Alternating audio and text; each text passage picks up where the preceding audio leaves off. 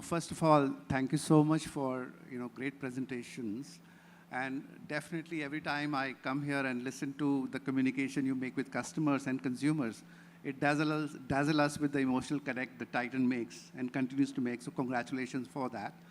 Um, my question is obviously jewelry, and I'll probably ask a little bit, couple of more questions jewelry, and I can ask a couple of more if I have the time. But in the interest of time, I'll stick to jewelry first. Now, as I hear, competition has been, kind of buzzword that it has increased, and I've heard repeated mentions of competition rising. And I relate with it that a lot of regional brands have started the template that you have provided for network expansion and kind of how they, pricing and capital light network rollout, all the rest of it. And you sort of now alluded to lower margins as well. My worry is that this margin of 12 to 13% also a bit of a one-off for a few years. It was 10, 11%. And then we had 12, 13% margin. My worry is that is this competition will come at that expense? There's a clear trade-off between how margins will appear and how the growth will be maintained. Do we see a risk here that to maintain 15 to 20, it will come at increasing cost and this 12% guidance is not sacrosanct? So my worry is that whether are we seeing more pressure?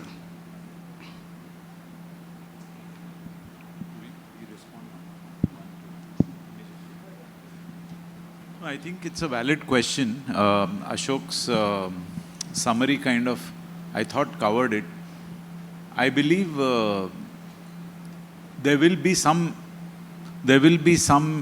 interim fluctuation that you can expect, because every time, because it's not just competitive intensity.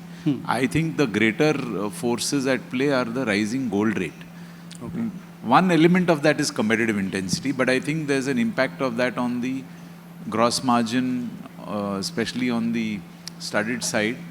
And unlike many, there was one hypothesis somebody had asked me in the previous investor call, saying that when gold prices go up, does studded pick up because gold becomes expensive? Actually, it's counterintuitively, it goes the other way around. Right. Even the studded kind of remains a little low.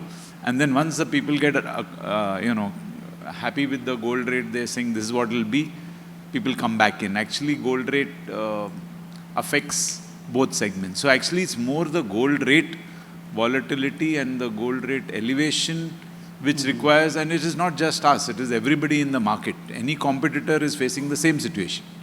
All brands will face the same situation whenever gold prices go up.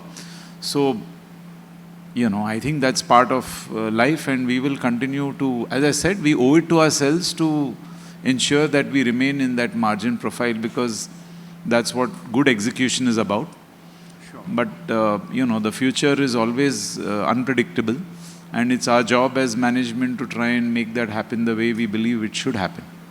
I don't know what better answer I can give you, but maybe Ashok, if you have something else you want to add. But we have gone through, I don't want to add this hedging bit of it on this, that sometimes sudden spike may give some people sitting on a good gains, which they can again use for their customer offers, etc. But that has happened multiple times. So, and we have come out every time with good basis of completely remaining hedged all the time and still delivering much better margin compared to industry. So why this time it would be different? So, but those also adds to some of the forces when gold price all of a sudden goes up. But yeah. Thanks so much, and sorry for asking this question. You had covered it, I know. But what I'm really asking is that whether, as the competitive intensity has risen at the margin and probably will rise, does it have a pricing kind of, you have to respond to pricing? Is it happening at the real time? What I'm asking is, as you look at pricing of others and yours, do you feel the need to respond time and again?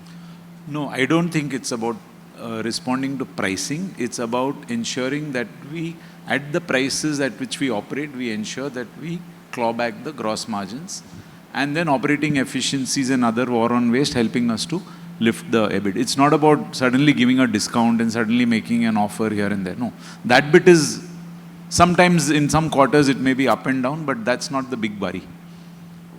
Got it. So that's very, very helpful. Ajay, second question I have is on lab-grown diamonds.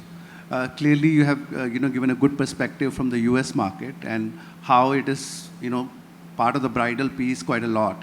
And you also allude to that Indian market is where it is seen as storage of wealth, and people are worried about whether wealth is part of the equation. My question is that isn't this then a large opportunity for Titan, because Titan can, in fact, stand as a guarantor of or a market making that if you stay within my system of buying and selling, this price or this value is guaranteed. While if you go outside that, I cannot guarantee that. But if you are buying and selling within my system,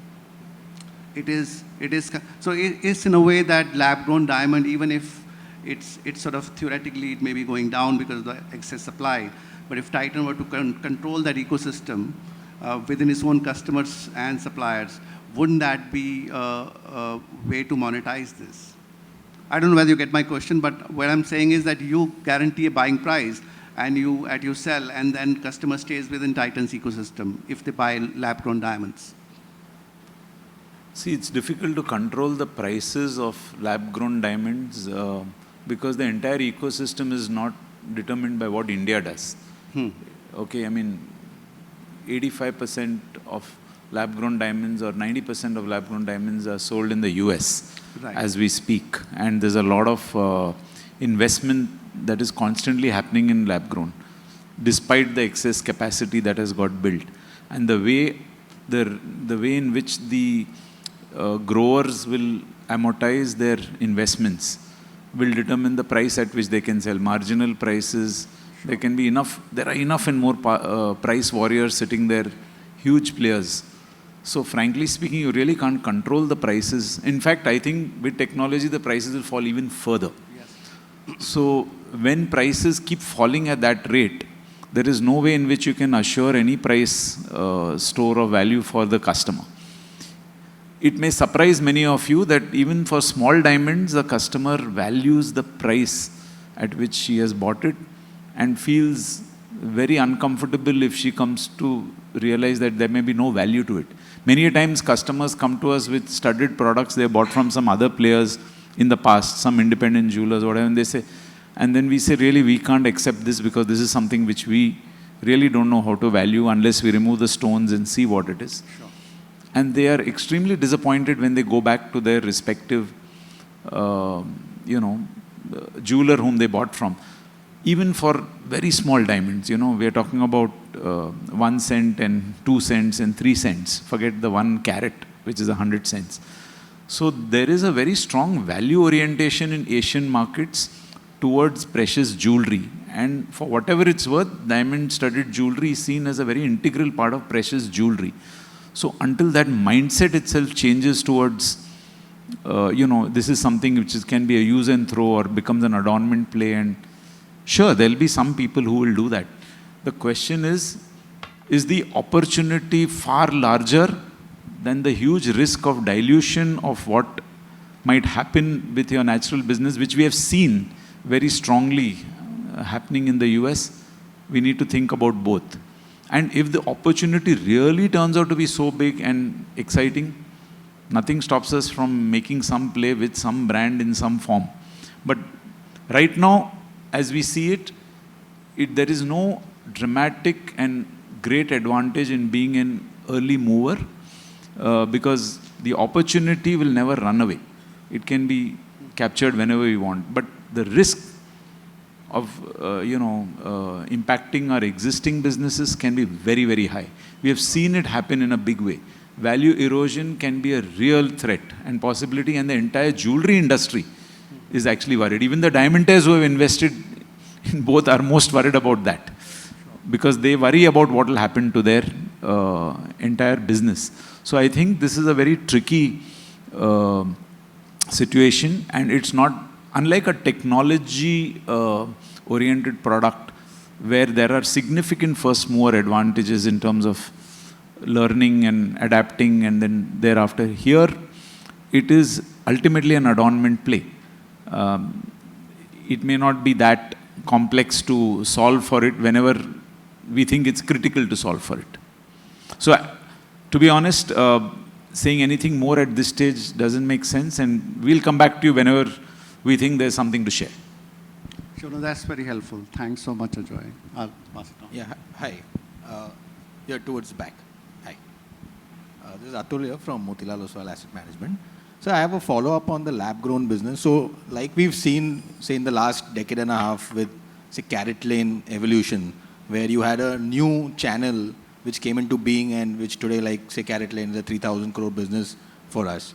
So wouldn't you think that maybe not to impact your existing business at Tanishq or the other stores in the jewelry business, but don't you think in the lab-grown business it's time to incubate another brand which at least sets the ball rolling? Because if some of these things get big, I'm sure there is enough amount of venture capital money basically who's trying to find and fund ideas in this space, and there will be another CaratLane or another Bluestone which will emerge in the lab-grown space. So why not incubate a brand by ourselves rather than maybe at a later stage looking out or maybe partnering with anybody? So maybe any opinion on that, sir? We take that as an input. I don't have an opinion on that. I was also, let us take his name and address and we call him in our strategy discussion next time, whenever we are discussing this topic. So anyway. And secondly, sir, in terms of the jewelry business margin, so in terms of when we talk to some of your franchisee owners, etc., generally it doesn't seem that the brand that Tanishq is, there is price sensitivity to the customer who's walking in your store. Like all the videos that we saw, there is an emotion attached to the brand, right? So in your opinion, where is the issue coming in terms of the margin in the jewelry business? What is the biggest in terms of hindrance to perhaps maintaining or growing margins in jewelry business? Thanks. I think we clarified both in the presentation and again the previous question that the larger part of the margin pressures come when gold rates rise very, very high and when there is sentiment impacted by, what is the kind of product mix that you can deliver. That's the bigger piece. Competitive intent, that's why it was bolder in my, pressure. And the competitive intensity is a part of life. Life goes on. Now, it doesn't mean because life goes on, customers happy to pay, continue to pay more and more premium. We already had a significant premium to the market, and in which case the customer also is looking at jewelry as an important piece of investment from their angle. Even if it's adornment, they want it to be an investment. So they also think a lot about making charges. They also think about, okay, how much are you charging for the, per diamond, carat rate, etc., etc. So we cannot ignore what customers feel, irrespective of what competitors are doing or not doing, irrespective of the premium. We still have a premium over the gold rate compared to virtually all players in every market. Even after hallmarking, we have so there is an extent to which premiums can keep rising, and there is and especially when you think about it this way. Let's say when gold price was at 3,000 or 4,000 rupees a gram, and let's say making charge for that at 15%, let's take take a 20% rounded figure, was maybe 800 to 1,000 rupees, per gram. Now that same product, assuming with some inflation thrown in, now if you're going to charge 20% of 7,200 rupees, and it's 1,500 rupees per gram more, and if there is a 10 gram product, so the impact is there on the customer. And therefore it's not that the premium customers don't want a discount. In fact, the most requests I get is from premium customers to share my discount coupon. So I think the value orientation of the Indian consumer and the hard reality in the way in which jewelry is bought, where everybody knows the bill of material of the product that we are selling, is a hard truth of this market and this category. We cannot ignore it. If we ignore it at our own peril. And certainly if you're talking about regionalization and going into markets which are much smaller towns where the growth opportunities are coming, certainly there is more sensitivity because a traditional customer, there is a gold customer, for them to first come in and think about Tanishq. Yes, aspiration is there, but Am I afraid to walk into a Tanishq store because, my God, their prices are so high or their making charges are so high? You know, those are questions that we answer all the time. So it is a balance. I think, you know, you just can't command infinite premium. And there is a limit to which we think we should be able to judge where we should pitch it. Hi, sir. Yeah, Percy hi, this is Panthaki Avi here. here from Macquarie. So, yeah. So I want to just switch gears and probably focus on the watch business. Now, if I look at the 2022 analyst meet, which we had done, we had given a guidance on not just the expectation that we can have from a UCP perspective, but also the margin expectation. Versus that level, we have toned it down. Now, does that indicate that the nature of the industry requires a lot more near-term investments, or are you essentially delaying that 18%, or do you see this as structurally a 15, kind of that is the margin structure given variables is going to be a larger share? So would love to hear your thoughts on this. Yeah, thank you. It is somewhat like that. When I had shared the 18%, it was a very high bar that we had put. And then over the next 2 years, we internally also saw that we were chasing growth, and it is difficult to keep both growth and margin at that kind of, sky high number. At this point, we are internally still focusing on more than 14%. There are multiple, dimensions. Certainly, wearables being a larger part, which has a lower margin, is very much part of that. But I think from the time that we had outlined the dream to now, the number of balls in play and the interplay between that is not fully clear. For example, that time our focus on premium was not that high. Now we know premium is a very big opportunity. We are taking very big and bold moves there. Our premium brands are at a very healthy margin. Having said premium, retail will be at a different margin profile. So of the multiple growth levers that we are chasing, how actually it pans out is hard for us to predict, but certainly that's why we have toned it down to, that number. And the second part, from a medium-term perspective, leave aside the 27, but do you see structurally this is a different margin business than what you earlier envisaged, or you still retain that maybe 18% will come in probably, 3-4 years further down the line or something like that? I think 18% is hard. What could be if all guns are firing, and especially analog, mainline analog and premium analog are doing very well, it could cross 14 and go to maybe 15 or 16. Got it. And the second bit, just a clarification to Ajoy. Sorry, I'm bringing it back to the discounting, clarifying it here. What I'm hearing from you on the discounting pressures, and if I, please correct me, is there seems to be, is the understanding that the customer is willing to pay an X percentage or X rupees premium for the superior design, and beyond which it is becoming harder? Because see, the periods of high gold price increase in a quarter, or periods wherein there is volatility, we've seen that even earlier. And thankfully we have Venkat here, so I can always reach out to him to share his earlier experiences, but we've seen this earlier. And we haven't had a comment where high gold inflation is a cause of concern for margins earlier. It was expected that high gold prices should aid leverage to some extent, or could aid leverage. So I'm trying to understand, is this not just because your comments seem to indicate when you talk about the 1,000, 1,500 price point, you seem to suggest a customer concern or willingness being a question mark, or am I reading too much into it? Would love to hear your thoughts on that.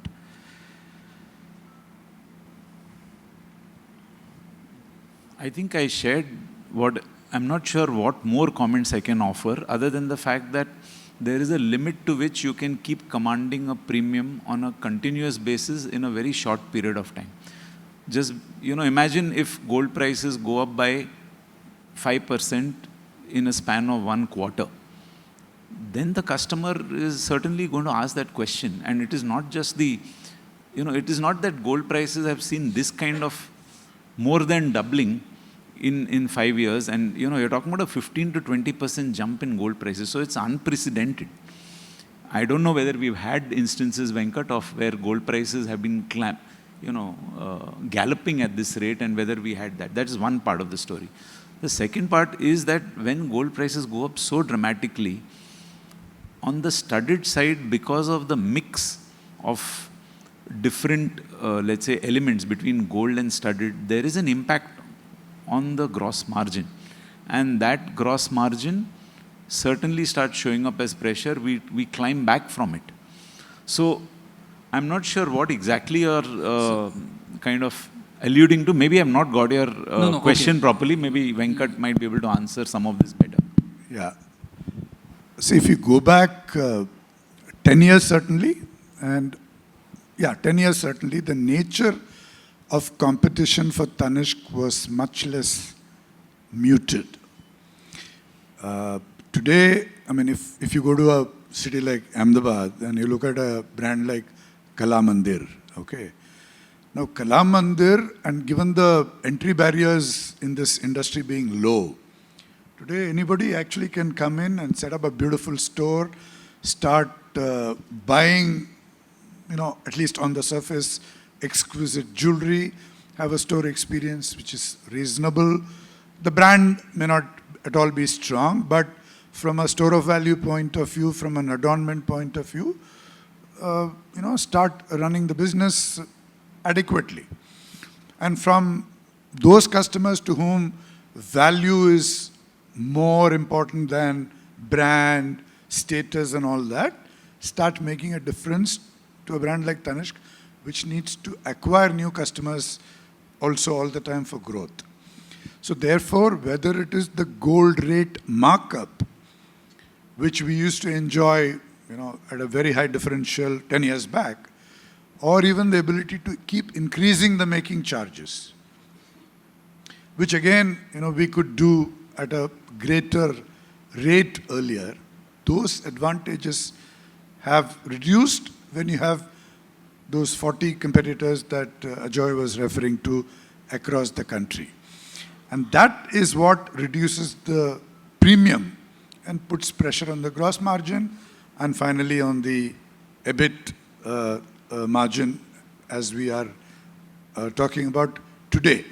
So the gold rate has a bearing on the diamond jewelry margin particularly, and also when the gold rate is so high, the making charges are now 1,000 plus and all that, and therefore we can't, it's not a discounting as much as the ability to keep that difference continuing.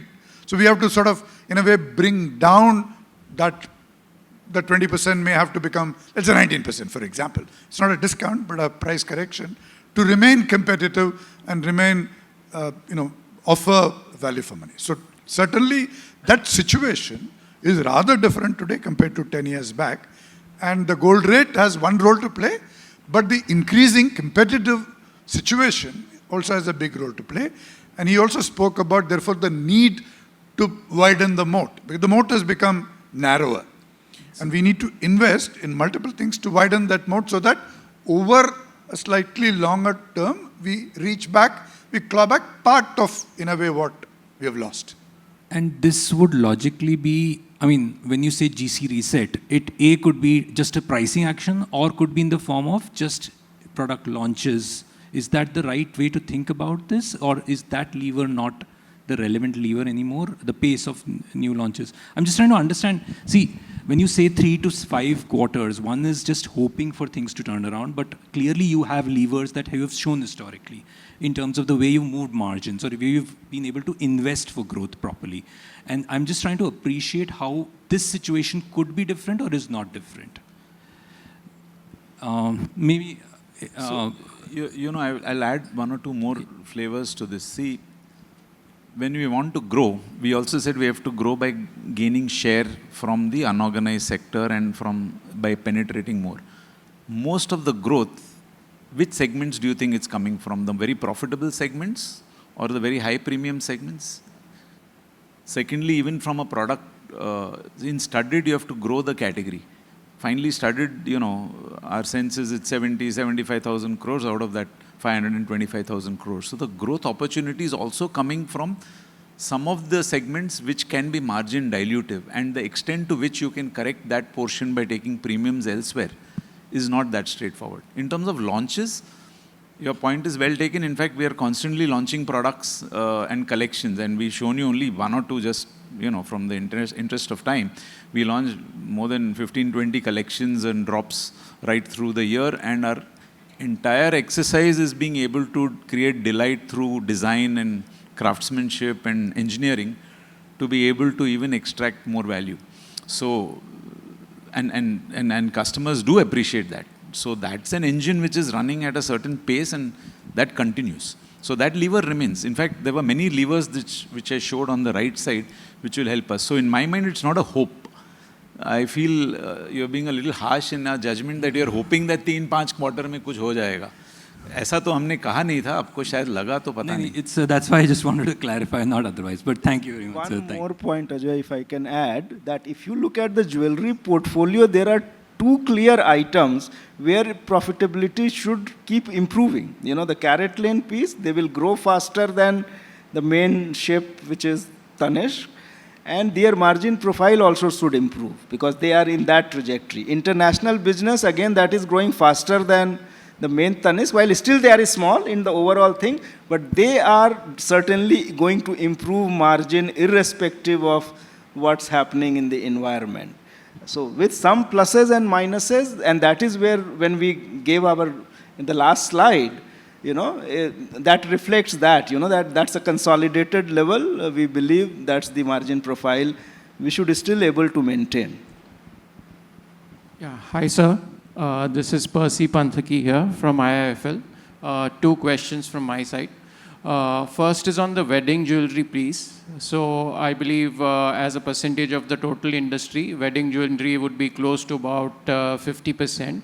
For us, it's somewhere in the early 20s. Even 3 or 4 years ago, we had highlighted wedding as an area of focus. However, the contribution has not gone up quite materially versus that time. So what is the reason that we are not seeing that kind of traction? Is it that Tanishq as a brand stands for something particular which does not resonate with the occasion of wedding? Or is there some other reason? And what can you do this to bring up the contribution in some material way, like cross 30% in 3 or 5 years? Is it possible? What kind of inputs do you need? That's question number one. Question number two is on the international piece. So obviously right now you will be catering largely to the Indian diaspora, although you have 70 other nationalities.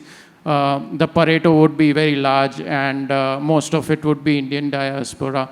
How fast do you think you can make this brand more of a global brand, appealing to audiences in general across nationalities? And what do you need to do in order to happen, in order for that to happen? Is it just a matter of time? Is it something that can work out only over a couple of decades, or is it something that you can sort of hasten that process? Yeah, those are my two questions. Thank you. On the wedding piece, I'll answer, and I'll leave Dini to answer the international piece. Wedding is a challenging segment. We've always been wanting to grow faster in wedding compared to the rest of the brand.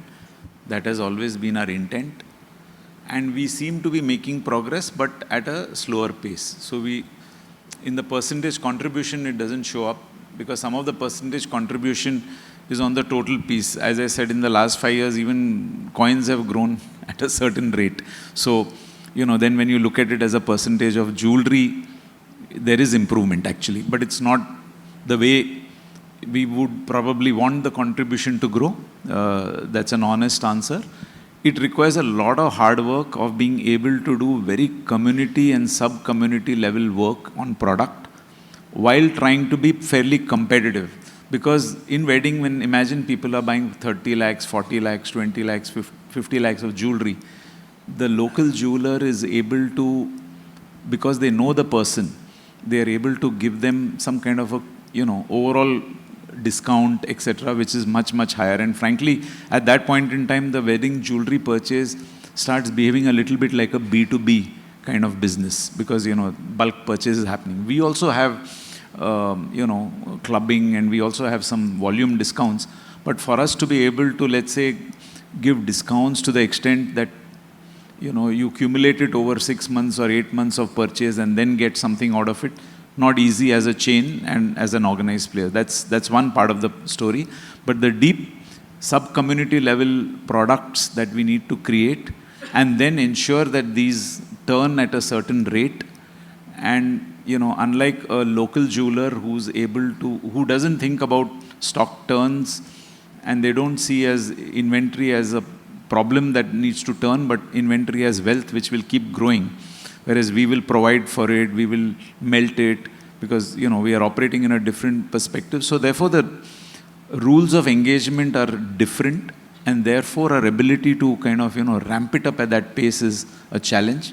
Having said that, as I shared in the presentation, whichever regional markets we have gone with an integrated play, whether it is Tamil Nadu, Andhra Pradesh, Telangana, some of the Bharat markets, West Bengal, we are seeing that wedding actually enables us, and the contribution in wedding is, from a dispersion point of view, actually, for example, in TN it's 25% plus versus the 20% that you keep hearing. So it's a longish journey, but the good part is the rest of the brand is also growing at a certain pace. So it's not that is holding up the overall growth of the brand.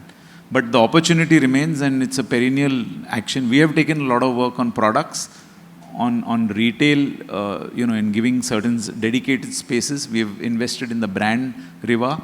We are working on multiple communities. So perhaps one has to be a little bit more patient on this, is the best I can say. So what would you expect as time period by which the contribution can cross, let's say, 30%? One other perspective, Percy, I would like to share here, not enough data, but it's more an intuitive point, is that the share of wedding jewelry in the middle and lower middle class homes, I feel is likely to be much higher than 50%. Because of the store of value aspect of gold jewelry particularly, somebody who is, really middle class and below is putting all the family money into that Stri Dhan as the bride is going away. So, just imagine if that contributes to 60-70% of the total jewelry purchase of that home, and that's weighting the total down to the 50, which means that as I move up in the income classes, it actually starts dropping from 50 to maybe 40 or 35, because, like, for example, in our cases, we would buy a lot of jewelry for self-use, for our own, social wear, party wear, and all that kind of thing. So therefore, the comparison of the 20 of Tanishq with the 50 of the industry has got this very important aspect which we need to consider. So what to me would be the right metric or right understanding is the customers of Tanishq, are they buying all their wedding jewelry from Tanishq? That would be the right measure. If they're buying, then even if it is 30%, it is 30%, because their own wedding jewelry behavior is like that. And maybe that is something that we need to understand better and measure rather than worry about it, even as the division is pushing for a greater growth, but not get spooked by this difference and say, we're not at all playing that well. Because in actual feedback on the ground, when you speak to the staff and the partners about how well we are doing on wedding, it is not like this, what this 20 and 50 suggests. Got it, sir. And on international? On international, to answer that question, I'll first take you back 17 years to 2007 when Tanishq actually opened 2 stores in the US in Chicago and New Jersey aimed at international customers. We created a terrific line of products, built wonderful stores and launched that. But there it was a struggle because of the unfamiliarity of the brand with customers. So this is a journey that will take time. However, what is happening today, and therefore we decided to start with the Indian diaspora customers as the beachhead to establish, make a successful business.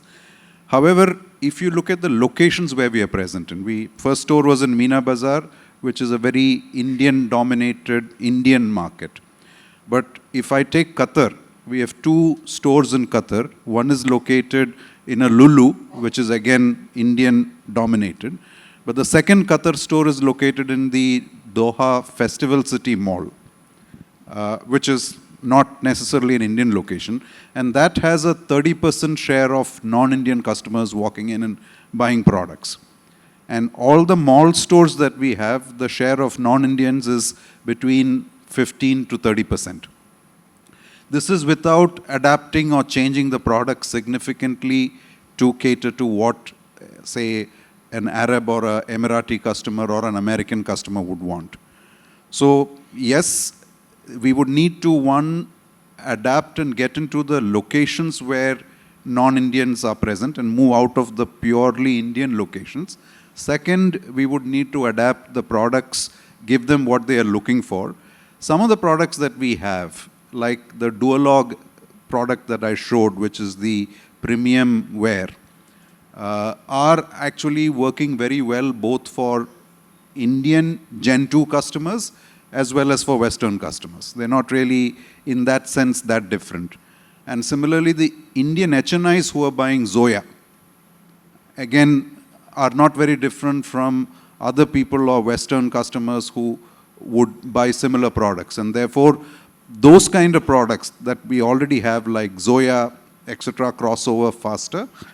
Even, let's say, some of Carrot Lane's design. So the first Carrot Lane store that we are opening will be in Oak Tree Road, which is again an Indian locality. But the second store we will open will be in Jersey City in the Newport Mall. And that would again have a large bunch of non-Indians coming in there.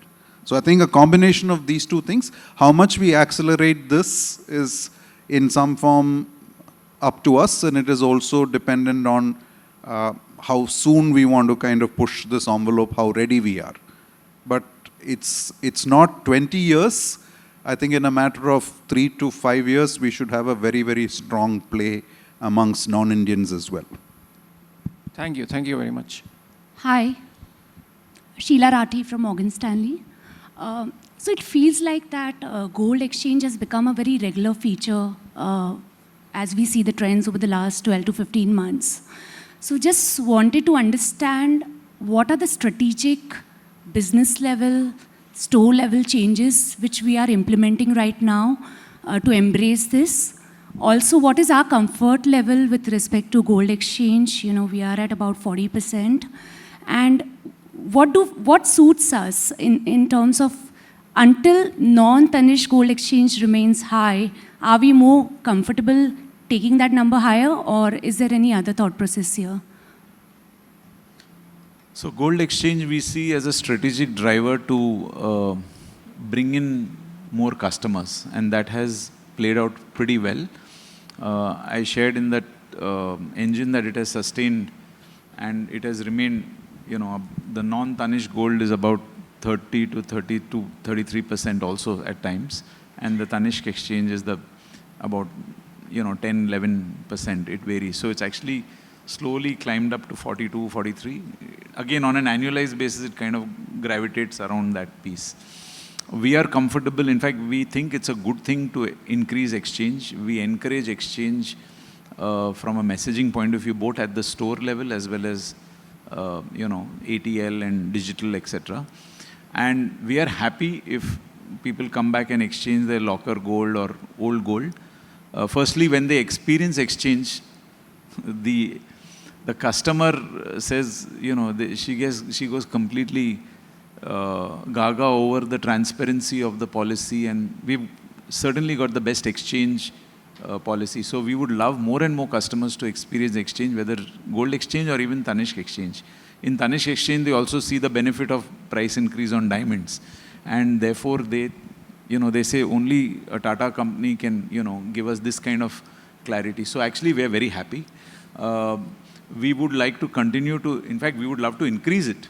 strategically we would see if it can go to 40, 50, 60. You know, there was one conversation internally when somebody had asked us, when can, you know, you be 100% exchange, recycled gold? Because that's good for the planet, good for the country, good for the customer, so it has to be good for us as well. So actually we think it's a great opportunity to keep on doing this because there's so much gold lying in lockers, and the more we can actually get it to become adornment oriented, it's even better. Because, you know, instead of keeping gold, and a lot of customers are very happy doing that. So I don't know if I've answered all your questions, but I think we will continue to push that button, and we believe it's a very important lever in our growth strategy, and it's good for all stakeholders. Just to follow up here, is that one of the reasons why the gross margin number was looking lower over the last 4 years? No, not really. Because what we also see when exchange happens, by and large, people also, you know, there is a upselling or there is a additional purchase. It's not that they come in with 10 grams and go with 10 grams of gold jewelry, or they tend to actually buy much more. So that's not a big swinger actually in the gross margin. It doesn't. We are happy with gross margin performance. My second and final question, Ashok ji did say that, you know, we'll respect cash and capital allocation, but over the next 3-4 years, do we see any further inorganic opportunities for us to adorn women even more? So in the same categories where we are playing, yes, we are open to that. We are not a very, very aggressive acquiring company, that you know from our track record, but we will keep evaluating in various categories where we are operating in, because that could be one good lever for scaling up some of the small businesses also. And of course in jewelry also we are not saying complete no, that if there is opportunity to kind of entrench our brands either internationally or somewhere else. So that is how we think about inorganic opportunity, that it is going to play some role in our growth and portfolio play going forward. Yeah. So the Hi, sir, this category, is, the category expertise that we have developed in all the lines in which we operate, so that becomes a starting point for evaluation of the opportunity, because that category expertise is the foundation on which the acquisition can benefit from. Whereas if it is outside the categories, then we have nothing really to add other than maybe name, money and stuff like that, and therefore that doesn't make sense. Hi sir, this is Mihir here, Mihir Shah from Nomura. So if you could talk a little bit about the impact of mandatory gold hallmarking on jewelry, how is that shaping up? Is it that the cost of production for the unorganized players is increasing, or given that given the mandatory hallmarking is there, the gold, perceived gold, is much more purer than historically that, you know, that the consumers were getting, and hence it is creating an equal playing field. So no longer the caratometer that we had historically holds relevance, and everybody says that, you know, we have similar gold. So how is that shaping up, and on which side are you seeing the mandatory hallmarking impacting? So that's my first question. So I don't have an answer on your first part of the question, which is to say, is the cost of you know, production for unorganized players going up because of hallmarking? To some extent, but some of it has got offset by the huge increases in gold rate increases and holding they have. You know, they don't hedge their gold, and most of them treat it as well. So I'm not sure how those pluses and minuses have played out there. I think from what we understand, certainly virtually all organized players, whether regional or national or even the emerging players, are following hallmarking to the T. They are not taking a chance with you know, purity. Some of them also have carat meters. But even today, when people come into our stores with old gold, there are enough. The average gold melting that we see is much lower purity than what they have. So there is enough and more historical gold available, as well as in certain smaller towns and many markets, there is still some degree of impurity, because even the UID piece of that hallmarking, while it has been now announced, it is not necessarily being adhered to 100%. We don't know what the percentage is. It's 60%, 70%, 50%. Even when I checked with World Gold Council people and other industry folks, the data is not very easy to get, because it requires a lot of monitoring and management by Bureau of Industrial Standards and so on and so forth. Now, is therefore carat meter and purity hygiene and factor? Perhaps when it comes to organized players, yes. But since the opportunity, even organized, is only about 33% of the overall piece. So I think it still holds a lot of merit. And in fact, whenever we go into newer markets and newer towns and smaller towns, we actually encourage our stores to tell people to bring in their old gold, and then they get totally, enamored by it. Even when people come into our existing towns, when they come in and we measure and we do it's a big integral player in the gold exchange, program that we spoke a little while ago. So I think it still has enough juice, given where we stand. But yes, over a period of time, very long period of time, purity, then, the trust out of purity maybe moves into trust out of exchange and other things. Also, it took 25 years after the launch of Tanishq for this hallmarking to come in.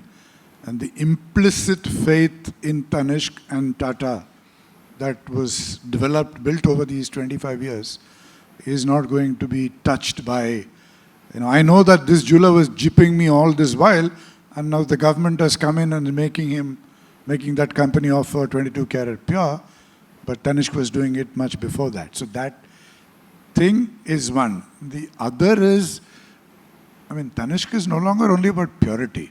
I remember in the early 2010s, 2005, 7, 8, 9, when I used to meet customers and I would ask them, why do you buy Tanishq? And the first reason used to be purity, Tata.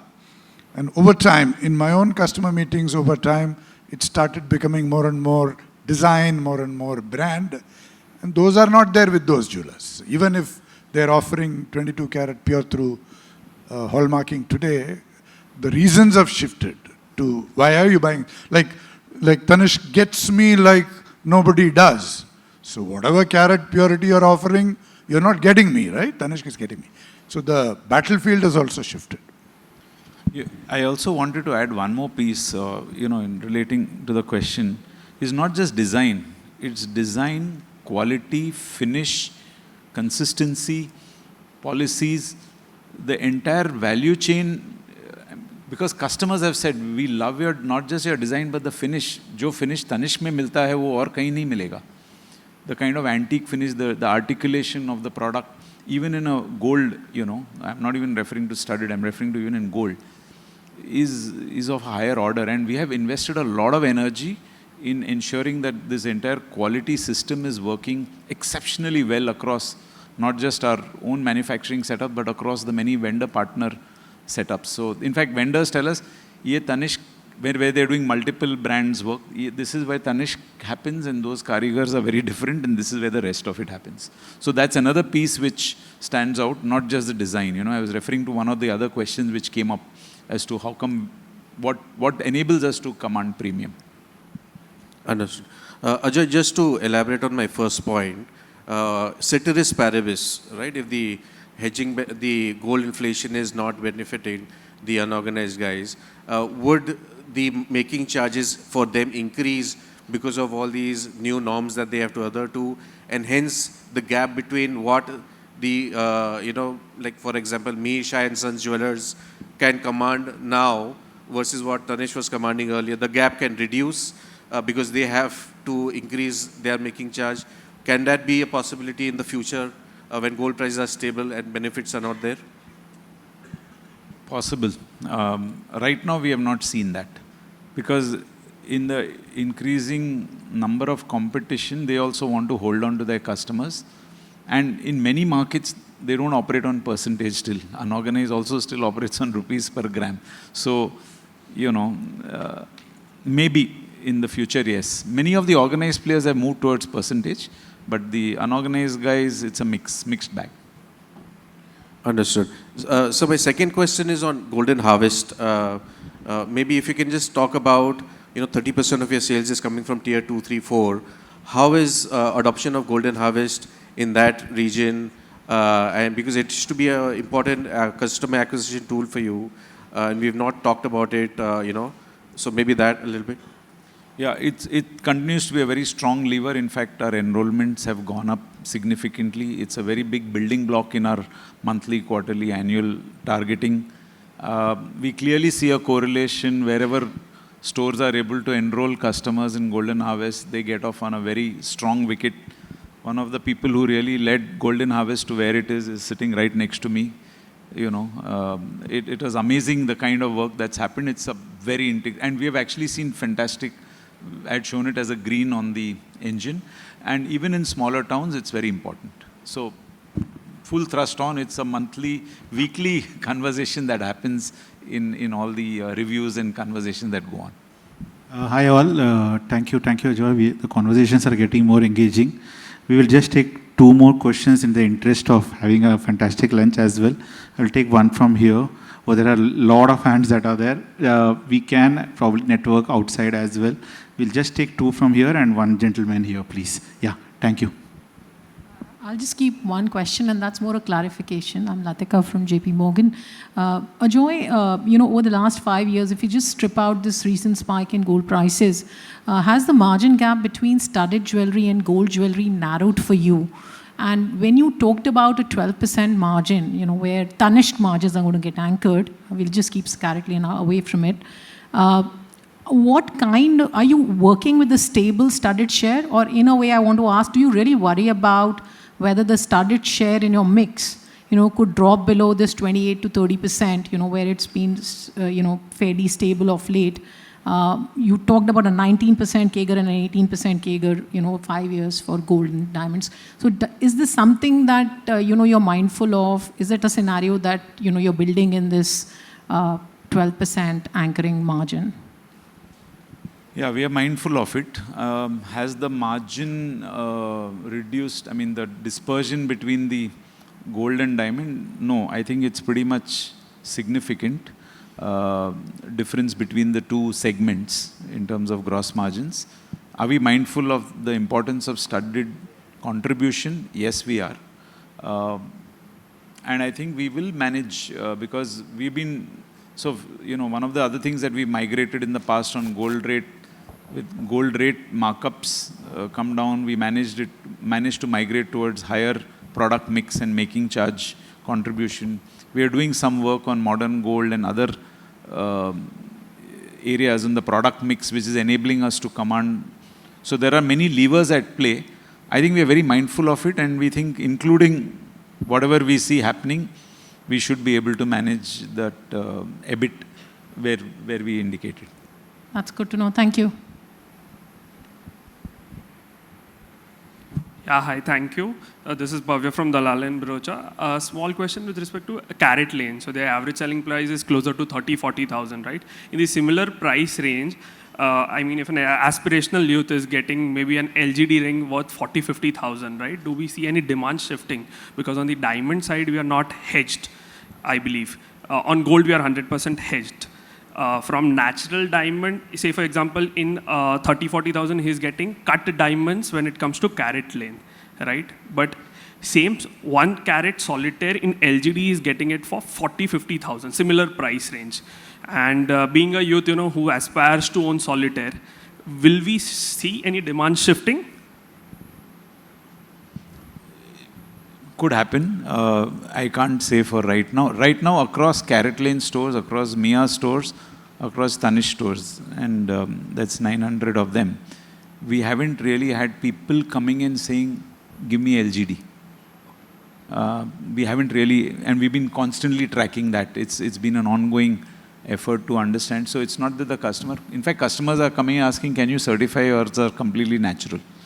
So as of now, on the fringe, there are people who are getting, but many of the people who are buying this 50, 60, 70,000, many of them, not all of them, are also sitting as people who already have other jewelry and they say, okay, let me try out this pen lenge extra hai. And for the new entrant into solitaire, in fact, we see good traction for the 30 cents, 50 cents, both in CaratLane, and there's a demand in Mia also, and even in Tanishq, for engagement, they want something authentic. In fact, the first time diamond buyer will be very hesitant to actually straight away jump into lab grown, because she is anyway wary of diamond.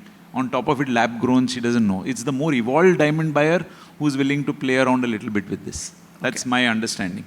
Just one. Also, there is a big distinction between solitaires and jewelry. When I want to buy a beautiful butterfly pendant for 40,000 from CaratLane, I'm buying a beautiful piece and not a stone. So those who are buying only stones will compare in a way what you're saying, but those who are buying jewelry will not make the same comparison. I meant solitaire studded jewelry or engagement rings for that matter. Correct. So in that space, yeah, but that space is a small part of the total business, and those points that Ajoy is raising will kick in even in that comparison. Right. And just one last thing. You showed a wonderful chart with respect to the LGD prices falling, right? I mean, there were hefty margins, but now it has almost reached to the cost of production. And below cost of production, I mean, barely in last 6 months, people who are growing diamonds, they are they are not even recovering depreciation. But here on, any takeaway you have with respect to prices? It's difficult. My question to most diamandaires on this area has been in that direction, and there's two schools of thought. One school says, nahi aur nahi ho sakta, because they are already struggling. And then there are others who say, depends, because how much are you willing to absorb the fixed investment, how much you are willing to play it out. So the supply-demand situation changes. Third piece, the moment automation in cutting and polishing of small diamonds happens, which I believe could have already started happening in China, then the game changes again. So with technology, taking any guesses on whether it has hit the bottom is a big question mark. Maybe you're right, maybe, both schools of thought exist. Right. And on the natural diamonds, do we have any hedging policy? Because do we have any inventory risk as such? The inventory levels of diamond, see, first of all, let me clarify, this whole bit of volatility is in the big stones, that too the 1 carat plus, which is a very small proportion of our entire studded business. There's a large amount of studded business which we do, which is mostly in the smalls. In the smalls, prices have not come down. In fact, it is threatening to go up because of the Alrosa related, bans, G7 and so on and so forth. In smalls, we were hoping we'll get some efficiencies, but it's in fact firm. So, and when I say smalls, these are like, 1 mm or below, and a large proportion of that is sitting there. So I'm not worried really about the inventory risk, because it's certainly not under threat at all, and in fact, if at all, it may go up. And as a proportion of the overall inventory, it's a very small proportion when I look at the total inventory. So, not material. Thank you. There are no hedging products, as far as I know, for diamond, so yeah, we don't do. Yeah, thank you. Hi, this is Shirish Pardeshi from Centrum. Can't hear you, if you could speak up. This is Shirish Pardeshi from Centrum. Ashok ji, all the businesses had shared their targets aspirationally to be achieved or focused by FY27. I have a specific question for you. What is the war on waste saving we would have got in FY24 and FY27? Is it maybe you can quantify in terms of percentage or maybe absolute number? So FY24, so all these project Alchemy which you heard, or War on Waste 2.0 which I spoke about, they are all for FY25. FY23 and FY24 were large investment years after pandemic, where there was no constraint put on businesses or any people adding talent or digital, nothing was put. So FY23-24 was completely open environment. Now we are setting up that now we need to bend the curve of our fixed cost trajectory. That is where all the programs are in some form or the other are getting formulated.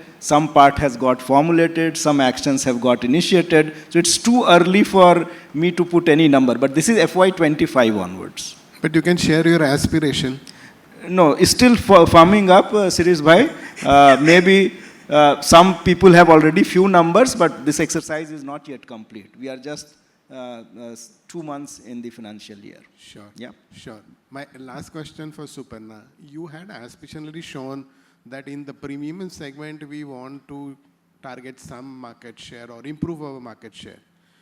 Does the current portfolio is sufficient for us?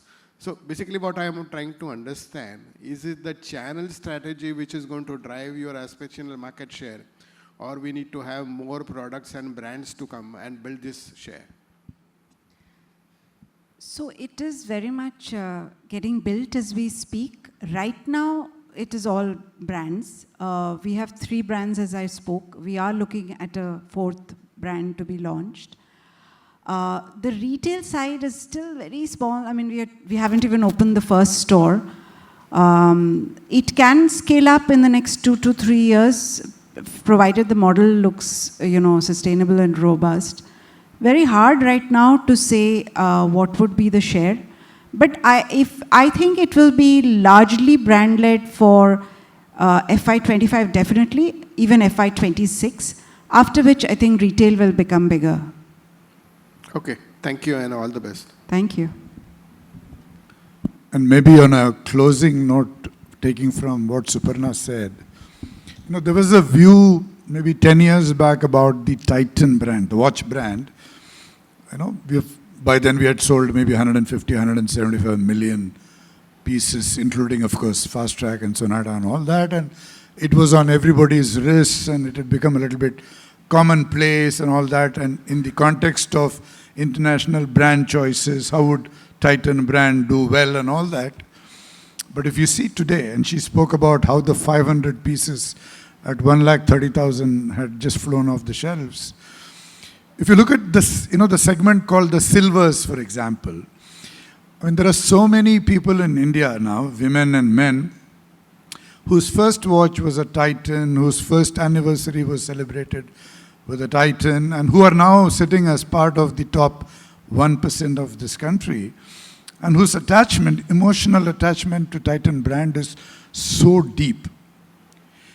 And today, they are ripe for a 200,000 rupee Titan watch, which, can blow their mind. They've also become very confident of themselves as Indians, and they don't really need an international badge to signal their own self-worth or to signal to others their achievement. So and that is actually underpinning a lot of great achievements of Titan brand, particularly Titan brand in the last 5 years. And we see actually a limitless opportunity on that front, particularly in a certain age group, and perhaps as we build the brand even in the young age groups. But certainly in the 45 and above, which has got a lot of money to spend, and where analog watch is an expression of so many things, I think we're going to really drive that opportunity with the Titan brand, and so much of innovation that you will see, and some of that she has deliberately held close, and not share, because we want the actual launches in the next 12 months to blow the minds of everyone, including those in the room. Thank you. Thank you, Venkat. With that, we close this today's proceedings. Thanks to all the people on the dais for taking time out to answer all the queries, and thanks for all the people who have come down here and have facilitated this engrossing discussion. Thank you, and lunch is being served outside, please.